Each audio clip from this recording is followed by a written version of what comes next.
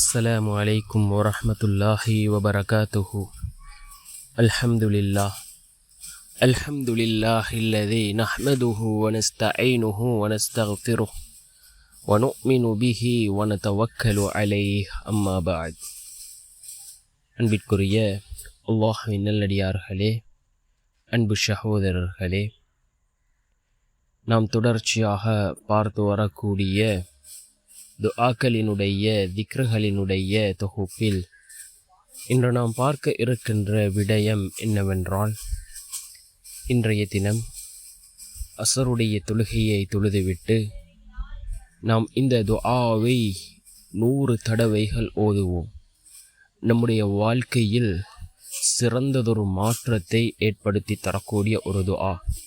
அல்லாஹ்வின் புறத்திலிருந்து அல்லாஹ்வினுடைய உதவிகளை நம்மிடம் கொண்டு வந்து சேர்க்கக்கூடிய மிகவும் சக்தி வாய்ந்த ஒரு துஆவை தான் நாம் இன்றைய வீடியோவில் பார்க்க இருக்கின்றோம்.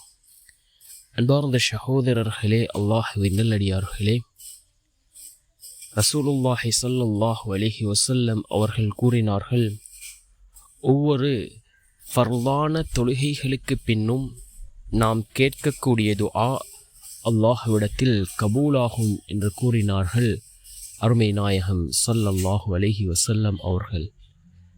நாம் அசருடைய தொழுகையை தொழுதுவிட்டு அதே இடத்தில் அமர்ந்தவர்களாக இந்த துஆவை ஓதி நாம் அல்லாஹ்விடம் பிரார்த்தனை செய்வோம்.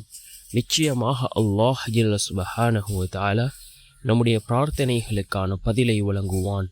நம்முடைய துஆக்கள் அல்லாஹ்விடத்திலே கபூலாகும். என்ன துஆ என்றால், யா ரப்பி லக்கல் ஹம்து கமா யம்பகி லிஜலாலி வஜ்ஹிக வ அஸீமி சுல்தானிக்.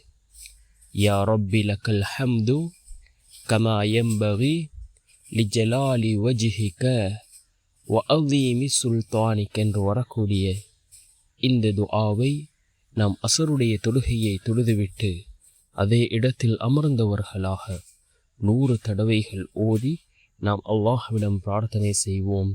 இந்த துஆவை ஓதுவதன் மூலமாக அல்லாஹ்வினுடைய நேரடி உதவிகளை பெற்றுக்கொள்ள முடியும்.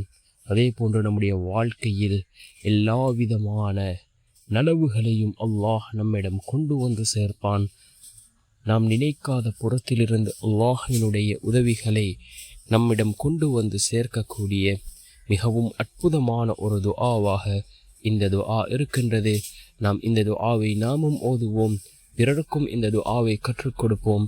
வல்ல நாயன் நம் அனைவரின் பாவங்களையும் மன்னித்து உயர்ந்த ஜன்னத்துல் ஃபிர்தௌஸ் என்ற சுவனத்தில் நம் அனைவரையும் ஒன்று சேர்ப்பானாக.